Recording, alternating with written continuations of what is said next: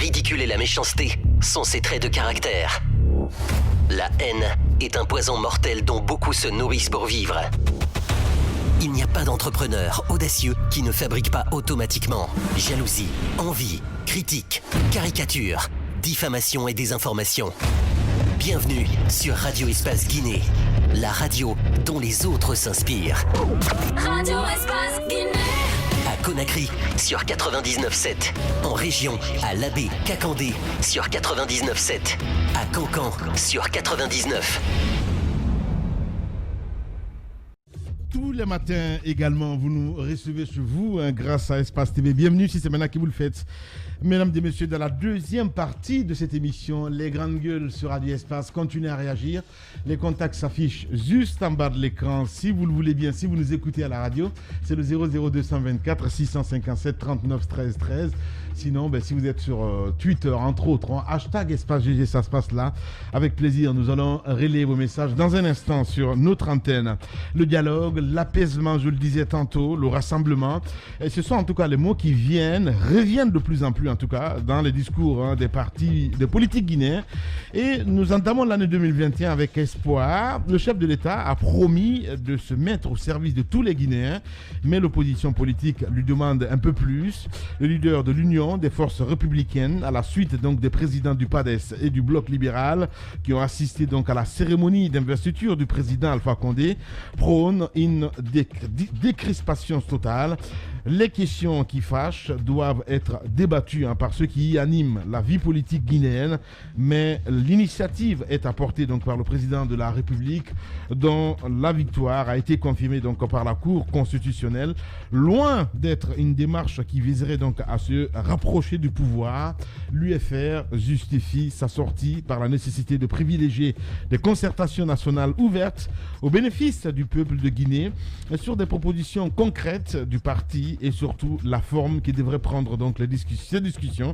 Le président de l'UFR, Sidia Touré, se confie donc ce matin au GG sur Radio Espace. Nous allons le joindre dans un instant, mesdames et messieurs. D'autres sujets évidemment viendront s'ajouter à tout ceci pour votre plus grand bonheur. Quelques réactions des auditeurs sur le 657 39 13 13. Vous êtes très nombreux d'ailleurs à le faire aussi sur Twitter. Ce que nous allons faire avec ce premier tweet qui nous parvient à l'instant T, qui est de Fodé Abbas Youla, qui nous écrit: bonjour les GG, les 10 ans du pouvoir du président Condé ont été marqués donc par une vague de dégradation politico-économique et socio-démocratique. Il est temps qu'une oreille attentive soit tendue, mais aussi d'utiliser donc la compétence comme critère de gouvernance. C'est un auditeur qui nous envoie ce message. On reste avec Noumou Kenyoko aussi qui nous écrit. Noumou qui dit: bonjour Lamine, bonjour à toute l'équipe. C'est vrai, 2020 a été une année difficile, mais nous rendons grâce à Dieu pour tout et nous prions évidemment pour le repos de toutes ces personnes qui sont parties. Bonne et heureuse année à vous. Noumou Kenyoko qui nous envoie ce message. Tigane Boteyeba aussi qui nous écrit sur Twitter: bonjour les GG, Alpha doit savoir que la présidentielle du 18 n'a pas encore rendu son verdict, alors gouverner autrement, je pense moi que c'est un non-événement vu que c'est du déjà entendu de la part de Papa Promesse. Tigane Boteyeba depuis Douala au Cameroun, il nous regarde sur les bouquets Canal+. On reste avec Amadou le politologue Diallo qui nous écrit également sur Twitter: bonjour les GG, le discours du chef de l'État est porteur d'espoir. Il s'inscrit donc dans le sens de gouverner autrement, qui signifie de partager le partage de la prospérité ne saurait être une promesse de campagne, mais une réalité désormais. C'est évidemment Amadou, le politologue D, qui nous envoie ce message. On va rester toujours dans le sillage. Merci Antoine. Avec Sekou Tidiane Keita qui nous écrit hashtag Espace GG. Bonjour les GG, toutes mes félicitations pour votre nouveau plateau. Où sont les prémices où ce sont les prémices de gouverner autrement? Voilà, que chacun apporte donc de nouveau dans ses manières de faire. C'est ça, agir autrement. Sekou Keita, Tidiane depuis Taouya qui nous envoie ce message. On va rester dans le sillage avec cet autre qui nous écrit sur le hashtag hashtag Espace GG. Lui, c'est Cissé Bakongo. Bonjour les grandes gueules. Le président pense politique, réfléchit politique, agit politique, respire politique, dort politique, mange même politique. Donc ne pensez même pas quelque chose va changer dans ses agissements. Bonne année à vous, les grandes gueules. Merci beaucoup. Nous avons Mamadou Saïdou, le patriote aussi, qui réagit depuis Cancan. Vous nous écoutez d'ailleurs là sur 99. Je vous souhaite une excellente année 2021. Merci beaucoup. On reste avec Siba Engagé qui nous écrit: le gouvernement n'accorde aucune valeur à la région forestière. Après donc les tristes événements à Macenta, aucune communication de compassion donc aux victimes. La seule fois que la forêt est utile, c'est pendant les élections. Réveillons-nous. Voilà, c'est Siba Engagé qui nous envoie ce message. On reste avec Youssef Kaba aussi qui nous écrit: en Guinée, ce sont les années qui changent, la méthode de gouvernance et les comportements indélicats restent ancrés. Et en rien, l'année 2020 ne sera différente de l'année 2021 en termes de gouvernance. Le pouvoir du PRAC nous a déjà montré tout ce qu'il cachait dans le ventre. Donc hashtag Espace GG. On va rester avec Alassane Ba aussi qui nous écrit sur le hashtag Espace GG. Moi, c'est Alassane Ba. À mon avis, les mots dont souffre la Guinée et les Guinéens, c'est l'ignorance de notre vraie histoire. C'est pourquoi nous assistons à des violences sans cause réelle. C'est notre ami Alassane Ba qui nous envoie ce message. Même s'il est dans les locaux de la radio, il se permet quand même de tweeter. C'est le peuple frustré qui nous écrit. Ouessou Diaby qui nous dit: bonjour les grandes gueules. Que la Guinée soit l'un des premiers pays à recevoir le vaccin, c'est salutaire et louable. Cependant, ces vaccins n'ayant pas totalement fait leur preuve, il faut une large campagne de sensibilisation pour briser donc la chaîne de la réticence. Voilà, hashtag Espace GG. On reste avec ce autre aussi, c'est écrit en arabe, c'est Jola Jolal. Voilà, j'espère que j'ai bien prononcé, c'est écrit en arabe. Bien, Jola Jolal qui nous écrit: en Guinée, chacun cherche son prix de pain et s'en fiche de la situation macabre du bas peuple. Opposition comme mouvance, trop d'illusionnistes. Finalement, l'UFR veut être à la mangeoire, peut-être pour mieux se rattraper. Le temps est dur, mais non. Bref, allez, on reste avec ce autre aussi. Ils vont dire tout de suite: mais l'ami non-sec qui était de l'UFR, voilà. Allez-y, dites-le, il n'y a pas de souci. Demain, vous allez dire: il est de l'UFR, de RPG Arc-en-Ciel, Coro. Ou de l'UFDG. Je suis content. On reste avec Banan Farah Bré Koulibaly qui nous écrit: bonjour les GG. Le président s'est engagé dans son discours d'investiture de gouverner autrement. Nous prenons acte de ce slogan et nous veillerons à ce que l'acte soit lié à la parole et que la prospérité soit véritablement partagée entre les Guinéens. Un dernier, et on s'arrête là-dessus. Lui, c'est Excellence Baldé le Guinéen qui nous écrit: bonjour la team. Gouverner autrement en emprisonnant les opposants et les acteurs de la société civile est absurde. Et puis depuis 2010, la gouvernance du PRAC a toujours les mêmes objectifs: l'eau, l'électricité et la jeunesse. Où allons-nous avec tout ça? Hashtag Espace GG. C'est un auditeur évidemment qui nous envoie ce message. Bien, on s'intéresse évidemment à ces politiques, mon cher Daouda Mohamed. On voit déjà Fonike Mangue qui a déjà déclenché évidemment la grève de faim, entre autres, les Ousmane Gawal, entre autres. Pas de nouvelles, mais qu'est-ce qui se passe exactement? Oui, c'est la question qu'on se pose aujourd'hui et l'interrogation doit encore inquiéter davantage parce que aujourd'hui on se demande bien quelles sont les réelles motivations de leur rétention encore en prison. Et ce sont des gens qui sont encore connus en Guinée, qui sont situés, qui sont localisés en Guinée. Lorsqu'ils sont interpellés pour des propos ou pour une raison ou une autre. Et on a bien besoin de savoir aujourd'hui quelle est la véracité des accusations portées sur ces personnes. Il y a, comment il s'appelle, Médecins Sans Frontières, dont on a reçu le papa dans ce studio. Il y a Fonike Mengue qui n'est pas bien portant. Il a certes entamé une grève de la faim, mais il n'est pas bien portant. Il y a d'autres qui sont décédés. Oui, Roger Bamba qui est décédé. Roger Bamba qui est décédé. On va en parler tout à l'heure d'ailleurs avec les derniers développements sur la question aujourd'hui autour du symposium qui était prévu pour lui, que le palais du peuple a été refusé à l'UFDG et aujourd'hui sa famille demanderait que le corps leur soit restitué pour son enterrement puisqu'ils ont renoncé à l'autopsie désormais. Maintenant, le doyen Chérif Ba, c'est quelqu'un, même si... clairement, il ne dit pas qu'il est malade, mais on sait, vu son âge, sa place n'est pas aujourd'hui en prison. Et Médecins Sans Frontières, on nous apprenait le week-end qu'il devait être admis dans une clinique de la place pour suivre son traitement. Étienne Soropogui, qui est allé, je crois, à Ignasdine, dont on a encore retourné en prison. Aujourd'hui, est-ce que l'objectif est-il de finir avec eux, de les éteindre? La normale s'impose en normalité, en fait. C'est ce qui est bizarre. Est-ce que la dynamique aujourd'hui, c'est de les éteindre progressivement? Politiquement, non, pas politiquement. Aujourd'hui, physiquement, non. Parce que c'est qu'on est en train de vivre aujourd'hui. Ce n'est que mon appréhension des choses. Ce n'est que mon appréhension. Vous n'êtes pas dans la même situation aujourd'hui, Antoine, que ces gens. Le pouvoir en place n'a pas intérêt d'être les grandes gueules. Alors, si le politique ou acteur politique. Antoine, vous aurez votre temps, vous aurez votre 30 ans. Tout homme politique, vous développez votre position dans sa carrière. Ce que je sais aujourd'hui, et je sais bien que tout cela, Antoine, parce que je sais bien que comprendre. Comment je dis que lorsqu'il parle d'élimination physique progressive, non mais c'est ce qu'on est en train de c'est un peu trop dit parce que je ne crois pas. Il y a Roger Bamba qui est mort en prison. Roger Bamba est mort en prison. Médecins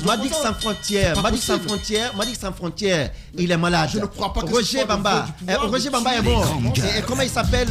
Étienne Soropogui, il est malade. Tu as la preuve qu'ils l'ont tué? Est-ce que j'ai dit qu'ils l'ont tué? T'as pas de preuve. Est-ce que j'ai dit qu'ils l'ont tué? Non, quand tu parles d'élimination physique. Non, est-ce que j'ai dit qu'ils l'ont tué? Est-ce que j'ai dit ils l'ont tué? Quand on parle d'élimination physique, je dis, est-ce qu'on n'est pas dans la dynamique? Il est en train d'analyser, Antoine. Calme-toi. Est-ce qu'on n'est pas dans la dynamique? Il faut bien écouter. Non, peut-être que je parle un français que tu ne comprends pas. Alors, je suis bien terre à terre. Est-ce qu'on n'est pas, je reprends encore, est-ce qu'on n'est pas dans la dynamique de les éteindre progressivement? Et c'est là, c'est la question qui me dérange. Et c'est là cette question, je la maintiens. Mais c'est son droit de poser la question, Antoine. Cette question, je la maintiens. La question me dérange. Cette question, je la maintiens. Si elle vous dérange, vous répondrez autrement et vous défendrez votre position. Ma question, je la réitère. Est-ce qu'on n'est pas dans la dynamique d'élimination progressive de ces personnes? Parce que Roger Bamba, il est tombé malade en prison. Certes, peut-être on vous dira qu'il est allé malade en prison, mais il en est mort là. Il est mort en prison. Qu'est-ce qui nous dit que c'est sa maladie réellement qui l'a tué ou c'est autre chose qui l'a tué? Il y a eu d'autres qui sont morts. Le doyen So dont on a parlé du côté de Walindara, il est mort en prison. Il est parti à l'hôpital, mais il était déjà mort, il faut le dire. Le jeune qui est sorti, il sort le matin, la nuit il rend l'âme. Qu'est-ce que vous voulez dire par leur cas? Je parlais de Chérif Ba tout à l'heure. C'est quand même quelqu'un qui a pris de l'âge. Sa place n'est pas en prison aujourd'hui. Je parle de Ousmane Gawal Diallo. En quoi Ousmane Gawal peut disparaître de Conakry et qu'on ne sache pas où il est? Il peut être à la maison, suivre sa prison. Il peut être assigné à résidence surveillée à la maison. Comme d'autres aussi, ils peuvent l'être. Mais lorsqu'ils sont en prison et que des gens se plaignent des maux, et que Médecins Sans Frontières, qu'on l'admette aujourd'hui dans une clinique, et que Étienne Soropogui, on l'amène à l'hôpital et on le ramène en prison, et on ne le souhaite pas, le pire arrive, quel argument vous aurez pour dire que ce n'était pas sciemment préparé pour qu'il meure là? Merci beaucoup, Daouda Mohamed. Allez-y, mon cher Antoine. Ce que je veux dire à Daouda, c'est que comme toi, tout Guinéen, doit s'offusquer de voir des gens en détention prolongée, je l'ai toujours dénoncé, mais je ne crois pas qu'un pouvoir normal ait pour vocation de faire tuer ses opposants physiquement. un pouvoir qui vise à développer son pays ne peut pas penser cela. Et cette question, il y en a déjà 3. Cette question, ils sont morts en prison, mais on n'a aucune preuve que c'est le pouvoir qui les a tués. Non, Antoine. On n'a aucune preuve. On ne peut pas me dire ce On pose des questions ce matin. Qu'est-ce qui explique? On l'a dit, il faut une enquête pour relever les causes de leur mort. Je ne parle pas des morts, je parle de ces détentions. Prolongées. Bah oui. Mais on le dénonce tout le temps. Mais ce que je veux dire, Lamine, ce matin, lorsque je m'offusque contre les propos de Daouda, c'est par rapport à cette phrase qu'il a dite. Sinon, je ne suis pas contre le fait qu'on se fâche parce que les opposants sont en détention prolongée. Le cas de Chérif Ba, on sait qu'il est âgé, certes, mais un opposant, dans ta carrière, il faut y mentionner la prison. Parce que tout ce que vous faites, en Afrique, même pas en Afrique, même les grandes gueules. Il faut que dans votre carrière, vous y mettiez la prison. Parce que très souvent, pas forcément. C'est ce qui se voit très souvent. Non, Antoine, pas forcément. En Afrique, dans tous les cas, la plupart des grands opposants ont connu la prison. Et très souvent, quand ils en sortent... Tu peux en citer combien en France? Je suis sur le continent pour l'instant. Bien. S'il te plaît. La plupart des grands opposants ont fait la prison et quand ils sont sortis grands. Alpha Condé a fait la prison, il avait la soixantaine, voire la 70aine. Quand il est sorti, il est devenu président aujourd'hui.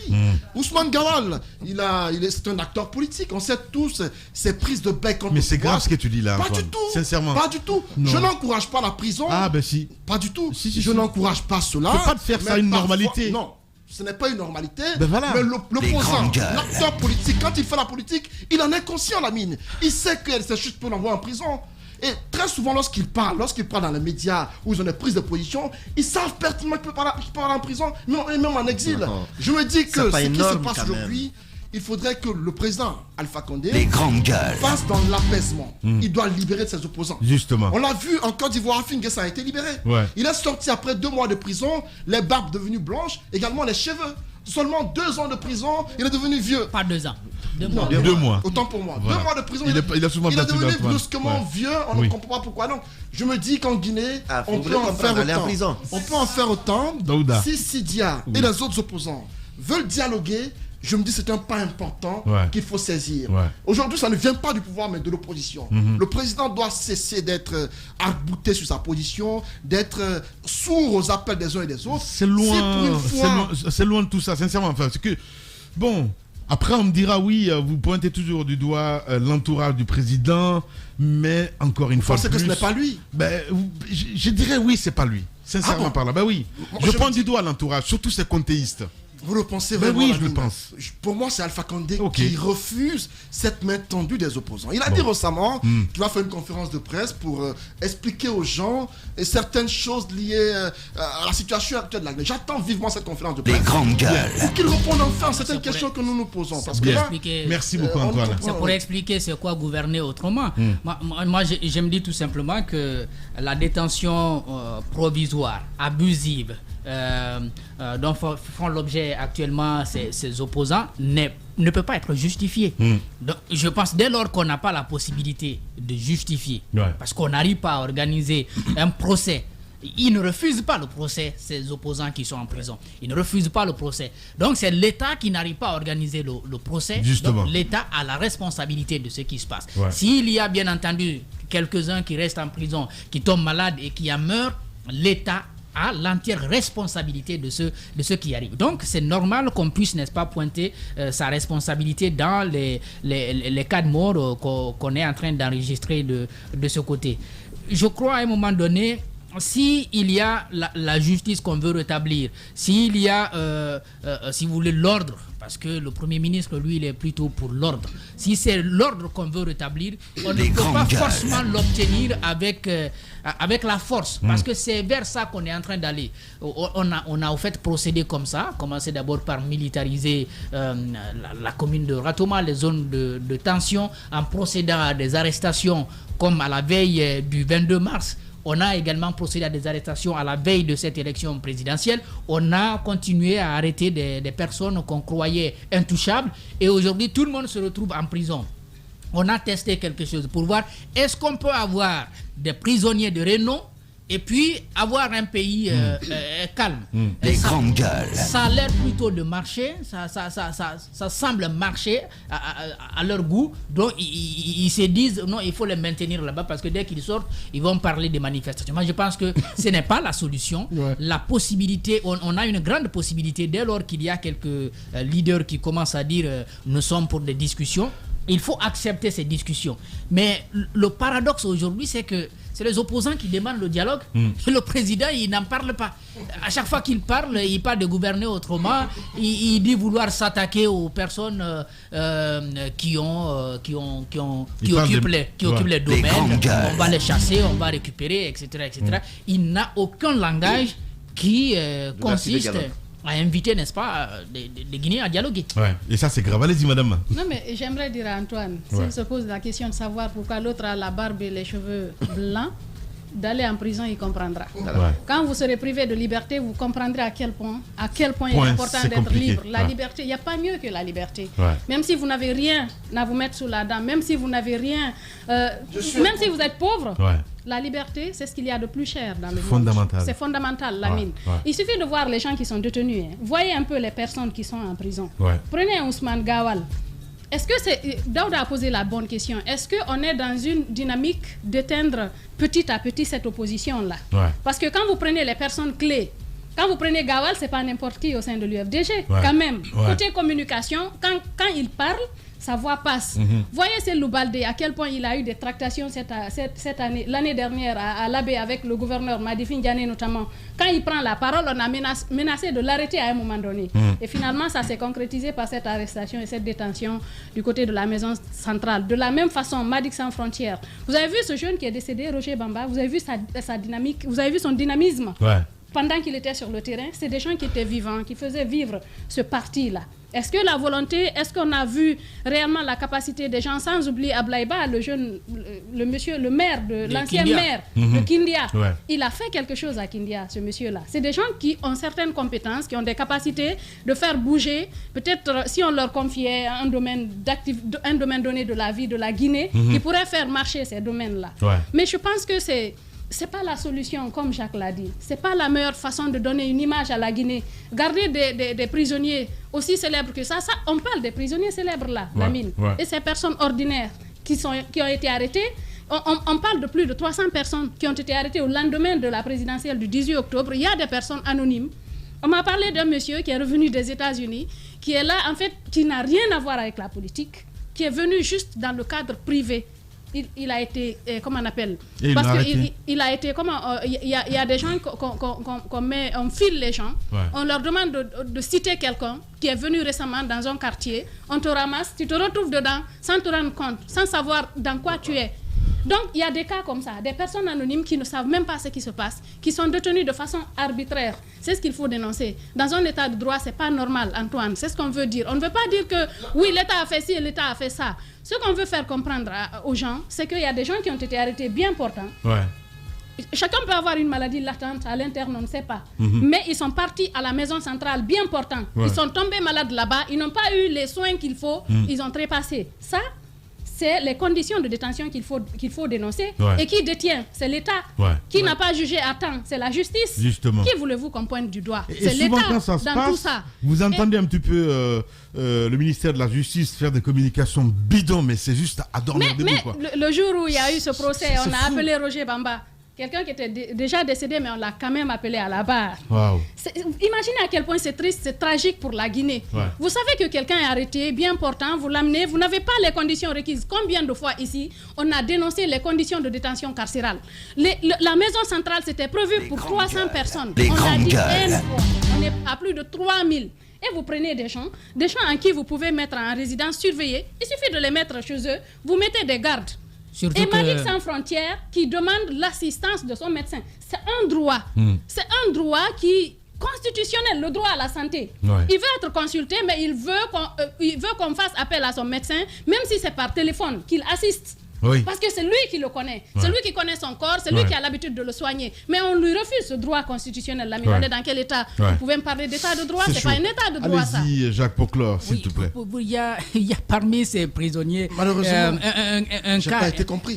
Un cas qui me désole et qui me pose énormément de questions. Ismaël Condé, l'ancien vice-maire de Souleymane Matam. Condé aussi. Il y a Souleymane Condé. Bon, Souleymane Condé, lui, il est du FNDC, donc il fait partie de ceux qui ont été arrêtés dans le cadre des manifestations. Mais Ismaël Condé est poursuivi je veux dire au civil. C'est-à-dire il a pris la garantie au nom de la mairie de Matam pour les citoyens qui ont passé un marché, un contrat donc avec une PME de ramassage d'ordures. Il y a donc de l'argent qui est monté, les citoyens n'ont pas payé.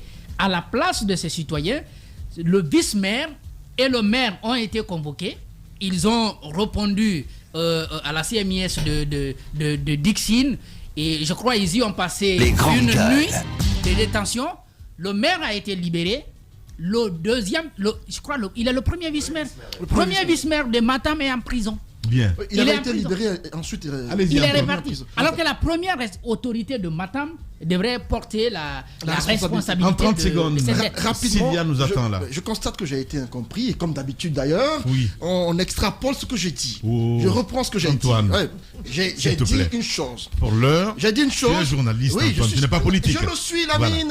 Journaliste incompris. Merci, incompris. Je reviens sur mes propos.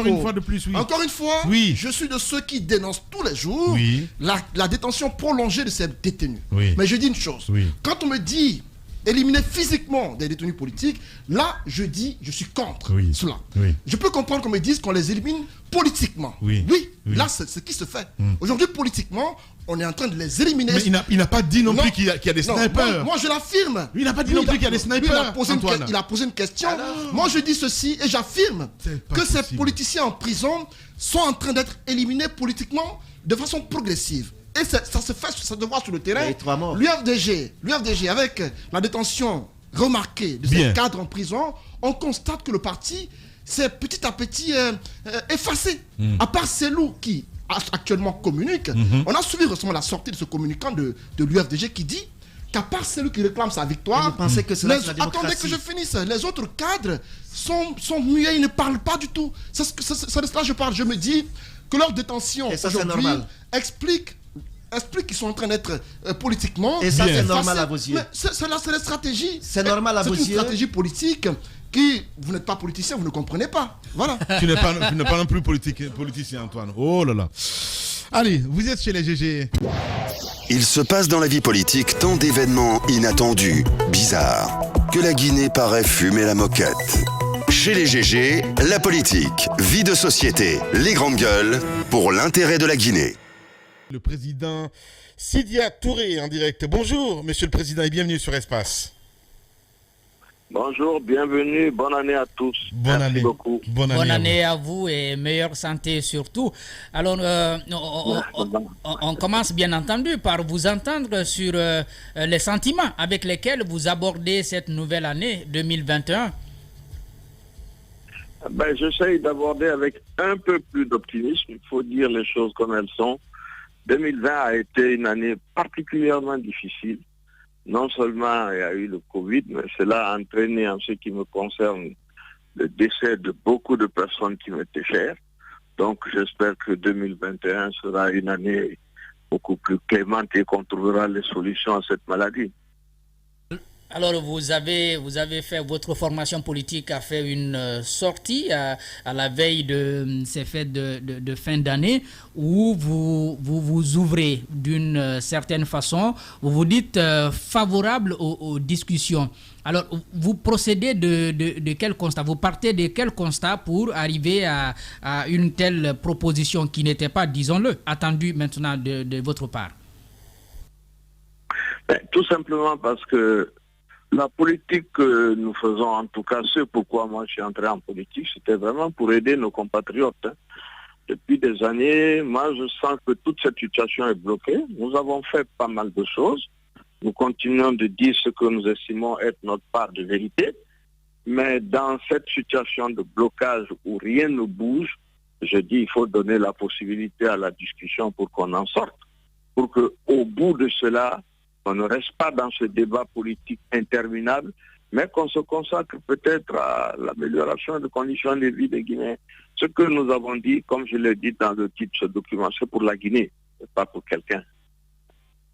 Bien, vous le dites que c'est pour la Guinée, c'est pas pour quelqu'un. Mais à votre avis, quel peut être l'élément déclencheur? Parce qu'au lendemain de l'investiture, même le jour de l'investiture, on a écouté le chef de l'État qui disait d'oublier le passé. Mais aujourd'hui, on a l'impression que c'est plus l'opposition qui essaie d'aller vers cette main tendue.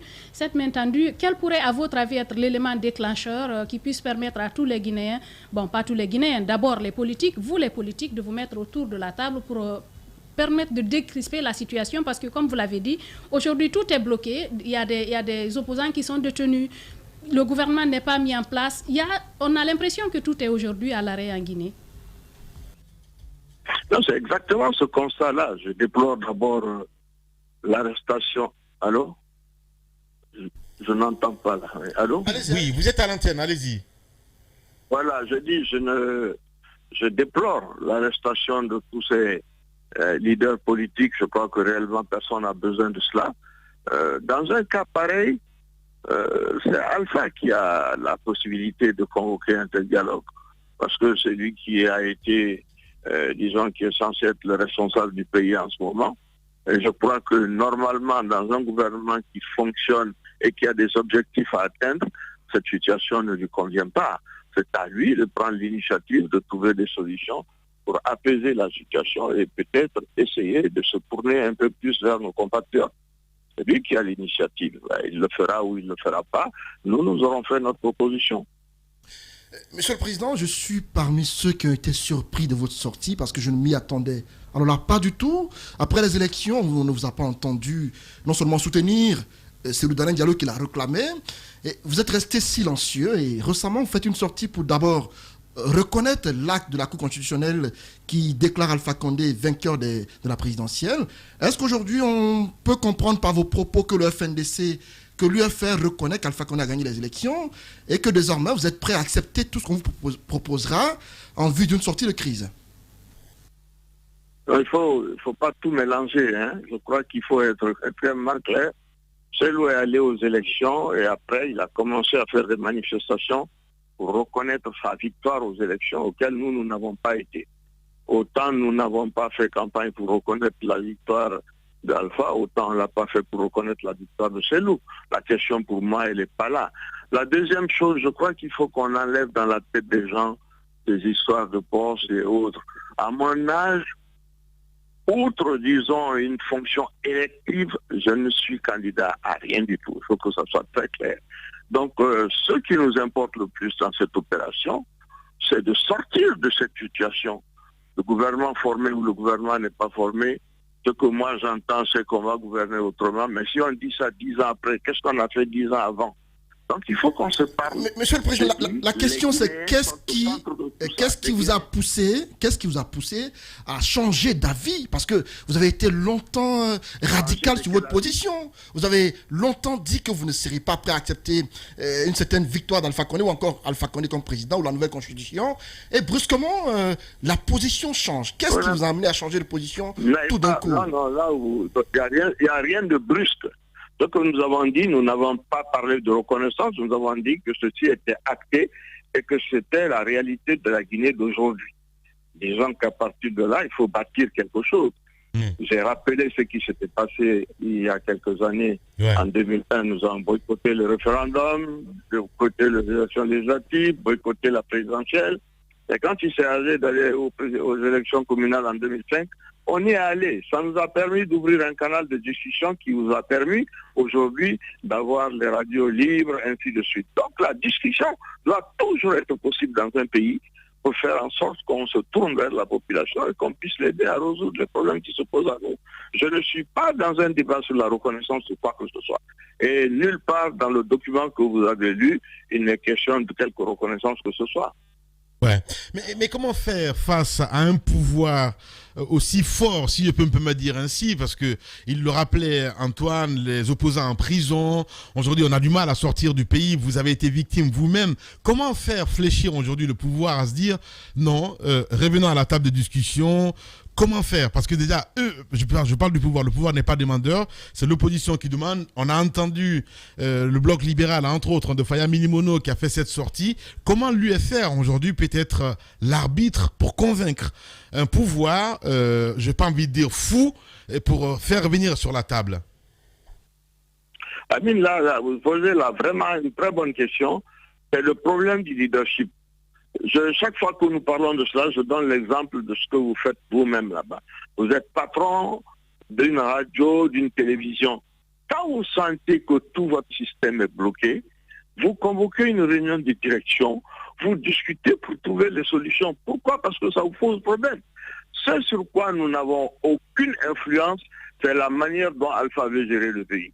Par contre, nous disons, s'il a la volonté de réellement faire quelque chose pour les Guinéens, il est temps d'appeler tout le monde pour discuter et d'aller de l'avant. Voilà ce qu'on dit.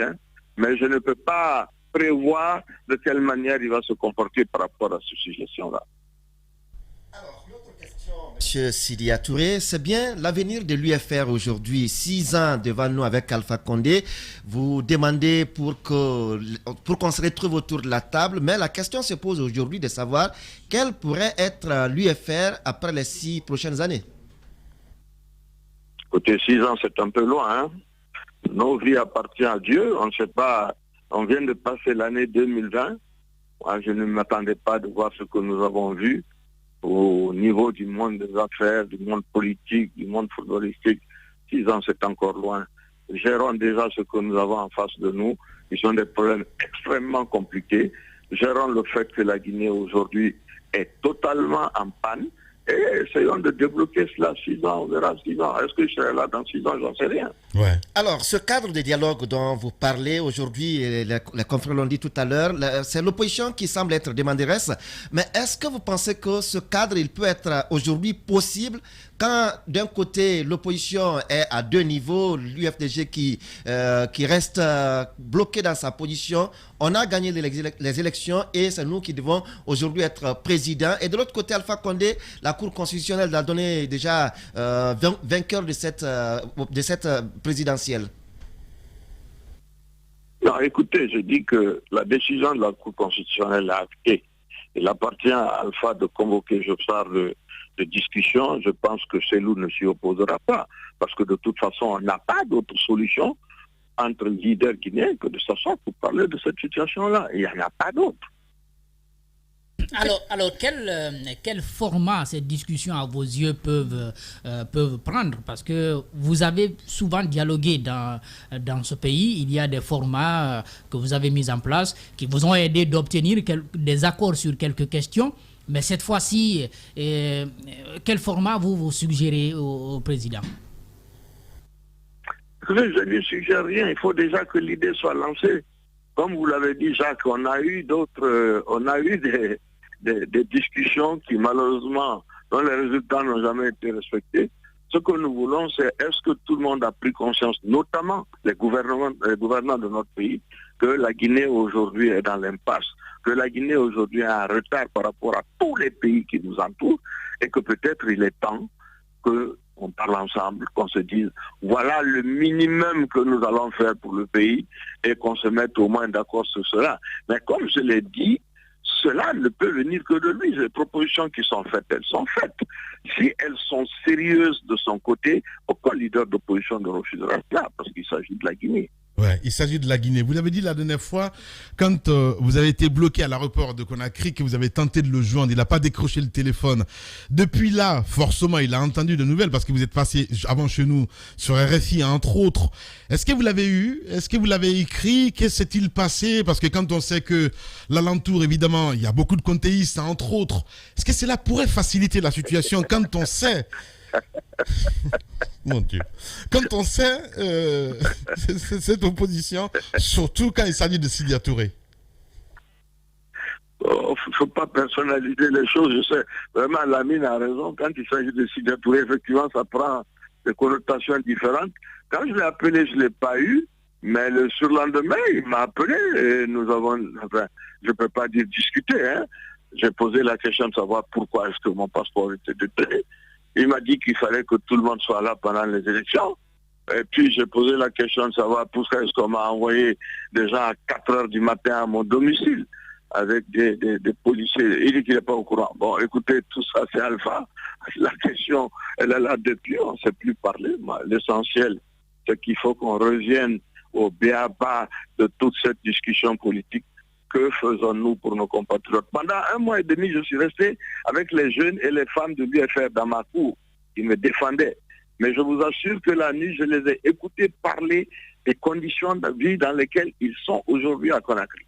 Et je vous assure que quand vous entendez cela, vous réfléchissez autrement. La vie est très dure pour les Guinéens en ce moment. Donc peut-être jouons notre rôle d'homme politique que d'avoir des débats de coq et mettons-nous au travail sérieusement. Ce n'est qu'une idée qu'on a lancée. Ben, si elle n'est pas acceptée, elle n'est pas acceptée. Hein. Mais c'est tout. Ouais.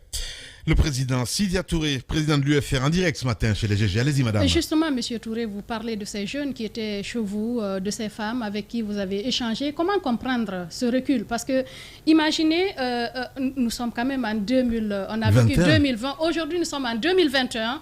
Comment comprendre que dans un pays qui se dit démocratique, qu'on ne permette pas à des gens, à des citoyens de voyager, qu'on arrête des opposants, qu'on arrête des personnes ordinaires comme cela qui se retrouvent en prison et que des gens continuent à mourir en détention? Est-ce que vous pensez que ce dialogue que vous aurez pourrait être concluant pour les Guinéens? Parce que c'est pour les Guinéens qu'il faut le faire aujourd'hui, pas pour que les politiques s'entendent comme de par le passé, qu'on prenne peut-être des postes et que par la suite les choses continuent tout bonnement.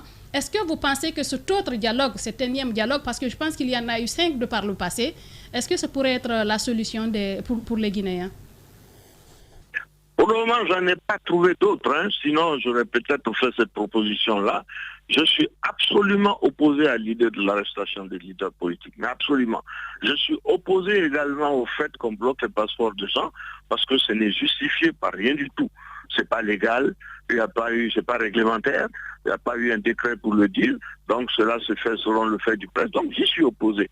Maintenant, nous revenons au point. Que pouvons-nous faire à l'heure actuelle si ce n'est pas une discussion pour proposer des solutions? Chacun de nous peut rester dans son coin et continuer de contester. Bon, nous faisons cette proposition. Dans certains pays, on l'a fait, les gens sont sortis de prison et ils continuent de discuter.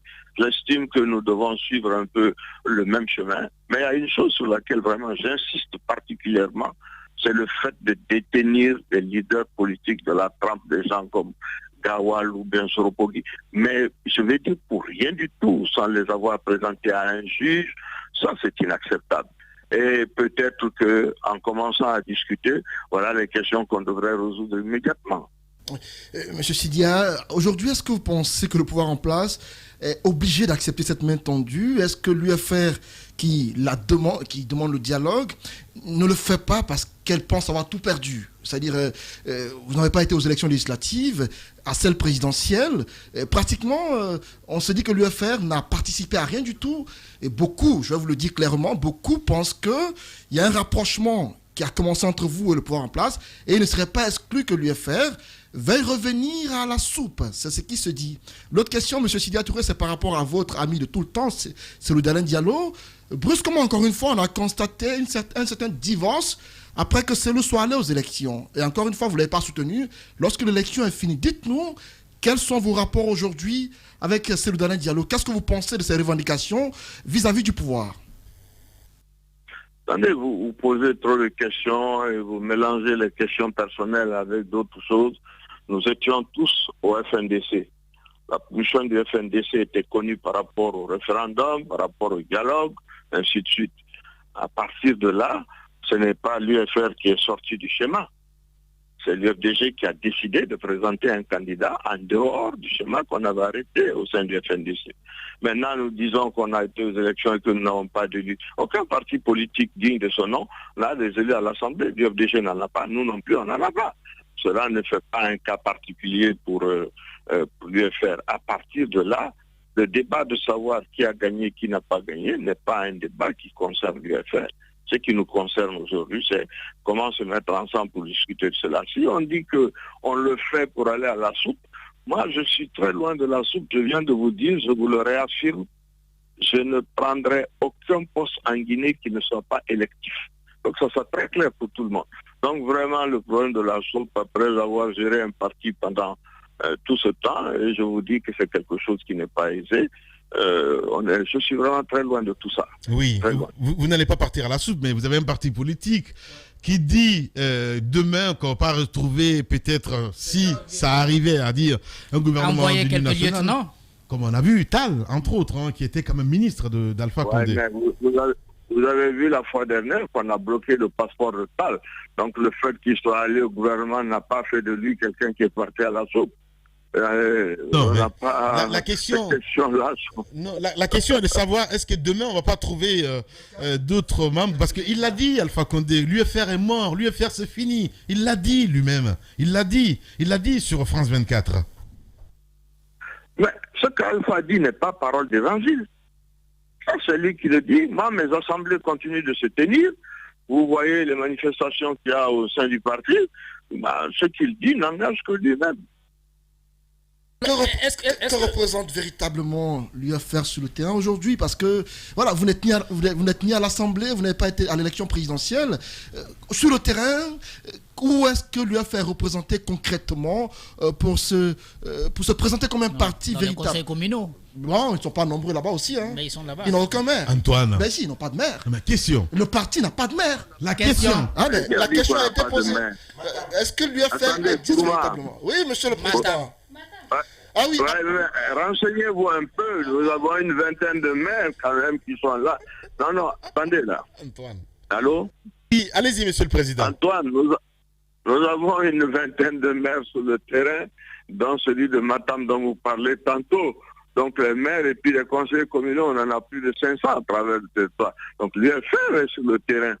Mais mieux que ça, moi je n'ai jamais vu nos militants, compte tenu des difficultés qu'il y a aujourd'hui, engagés à ce point-là. Mais là, le problème, il est encore une fois, il n'est pas au fait que Alpha veut créer une situation où les partis politiques d'opposition n'existent plus.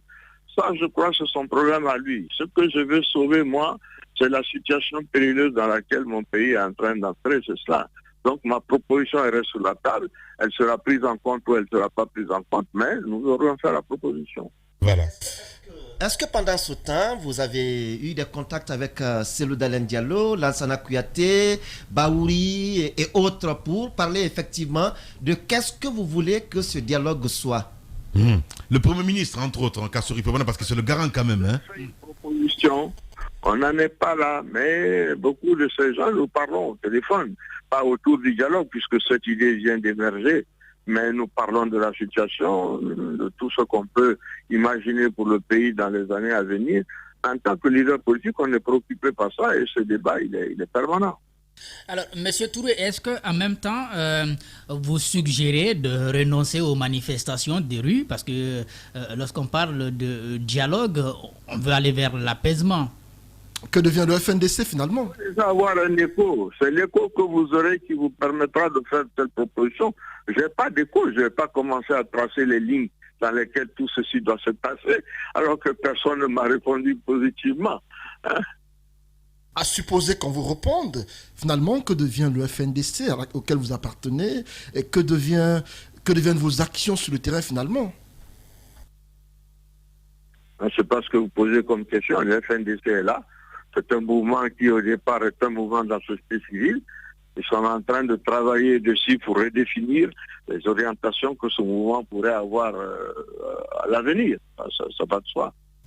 Je reviens quand même sur cette question qui a été posée par certains de mes collègues, Monsieur le Président. À supposer qu'il y ait dialogue, qu'il y ait entente, est-ce que si on vous proposait d'envoyer quelques-uns de vos éléments au gouvernement, vous accepteriez? C'est mettre vraiment la charrue avant les bœufs. Nous ne sommes pas là-bas pour ce cadre, je l'ai dit, je le répète.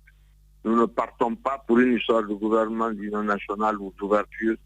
Allons pour une histoire d'ouverture au niveau des institutions pour que les partis politiques d'opposition jouent leur rôle le rôle qu'ils doivent jouer dans tous les pays. Ils sont partout, les partis politiques d'opposition. Ce n'est pas en Guinée seulement. Ils jouent ce rôle afin de qualifier la gouvernance de notre pays. Donc, il n'est pas question de dire on y va. On ne vous accuse pas de vouloir aller prendre des postes, Monsieur le Président. Si cela arrivait, je mets ça au conditionnel, si cela arrivait, est-ce que vous accepteriez? Je ne suis pas candidat pour rien dire. Je viens de vous dire que je ne ferai pas autre chose en Guinée si ce n'est pas pour un poste électif. Pas vous, Monsieur le Président. Est-ce que l'UFR est favorable à un gouvernement d'ouverture ou d'union nationale? Est-ce que l'UFR... Nous ne sommes pas là du tout. On est très loin de ça. Nous sommes pour le dialogue. Voilà, pour le dialogue. Il l'a dit, le président Sidya Touré en direct ce matin. Merci beaucoup en tout cas, Monsieur le Président, d'avoir accepté notre invitation ce matin sur Radio Espace. Merci beaucoup. Merci. Et ce qui est intéressant, c'est que je vous vois à la télé, j'ai coupé le son, mais je vois au moins l'expression de tout un chacun. Ceux qui sont chauds, ceux qui sont moins chauds. Merci beaucoup à tous. À bientôt. Merci. À bientôt. Voilà, Sidya Touré en direct ce matin chez les GG. On arrive carrément à la fin de l'émission. Oui. Au moins, il est clair. Hein, il est clair et voilà. Je pense que sa proposition n'est pas la mauvaise, c'est la bonne. Parce que c'est ce que tous les Guinéens disent. Il faut dialoguer. Selon les indiscrétions... Ce qui est étonnant dans cette histoire, c'est de savoir que c'est du côté du pouvoir qu'on ne veut pas du tout s'ouvrir sur cette question. C'est pour ça que je dis... C'est pour ça que je dis souvent que le président, il est déconnecté parce que les indiscrétions que j'ai, évidemment, il est favorable en ce qui concerne cette proposition de l'UFR. Je parle de Alpha Condé, évidemment. Oui. Mais tant que ces contéistes sont à côté, Sidya, ça devient un obstacle. Non, mais je sais de quoi je parle, je le dis. Vrai. Il y a une certaine... Ils veulent garder pour eux. Ben oui. On sait tous le conflit Sidya-Kassori, c'est pas... Pas forcément lui. Il y a cela, mais... Il y a une autre chose, Lamine, c'est le fait qu'Alpha Condé n'ait plus rien à perdre. Il a eu son 3e mandat. Un dialogue pour faire quoi? Parce qu'il s'est dit que au moment où j'avais besoin de cela, j'ai pas été peut-être entendu, ou que quand je voulais mon 3e mandat, j'ai mis tout en œuvre pour l'avoir. Aujourd'hui, il a tous les leviers. Il s'est dit que un dialogue, ce serait quand il le voudra. Même le 3e mandat, il ne l'a pas cherché dans la conciliation. Hein. C'est ce que je dis. Il a finalement obtenu. Oui. Non, moi je crois qu'aujourd'hui, on l'a dit, on essaiera de le dire, Alpha a tout gagné, va gagner aujourd'hui en allant dans un apaisement. Aujourd'hui, la proposition, elle est faite par Sidya. C'est une reconnaissance tacite, en tout cas de l'échec de son ami Cellou Dalein Diallo. Oui. Parce que Alpha Condé, sa victoire a été reconnue, a été actée par la Cour constitutionnelle. Est-ce qu'il faut demeurer dans cette contestation? Il faut demeurer dans cette revendication qui ne va pas aboutir. Qui va pas aboutir parce que la machine est déjà mise en branle. Et Alpha Condé est parti. Il faut aujourd'hui aller, parce que c'est pourquoi j'ai posé la question, est-ce qu'il a d'ailleurs consulté ses amis Sidya, Cellou, Kouyaté et autres? Parce qu'il faut aujourd'hui savoir quelle est aujourd'hui leur position par rapport à un quelconque dialogue. Quel doit être le contenu de ce dialogue. Je comprends très bien. C'est comme si l'opposition est divisée parce qu'on a vu quand même cette sortie de Lansana Kouyaté, entre autres, qui n'a pas fait de cadeau du tout. À Cellou Dalein Diallo. Donc voilà. Madame Hiro. Le plus important, Lamine, c'est qu'on puisse se retrouver pour parler de la Guinée, pour que ce pays puisse aller de l'avant. Quoi qu'on dise, on se retrouvera autour de la table. Il reste à savoir si les conclusions de ce dialogue pourront aider la Guinée, parce que comme je l'ai dit tantôt, il y a eu tellement de dialogue, mais le plus souvent, les conclusions ne profitent pas au pays, profitent plutôt aux politiques qui se partagent le gâteau. On a vu dans quelle situation notre pays est. Un tel recul démocratique, je pense qu'on a besoin d'aller de l'avant. Gouverner autrement, c'est aussi changer la donne, orienter la Guinée vers ce qu'il y a de meilleur. On attend en tout cas cette conférence de presse pour qu'il puisse nous expliquer évidemment ce qu'il appelle gouverner autrement. Il était là, il nous regarde d'ailleurs du côté de Sékou Touré. Un grand merci à vous tous. Si il n'a pas écouté l'émission, comme d'habitude, vous allez l'enregistrer et vous allez le faire écouter. C'est aussi simple que ça.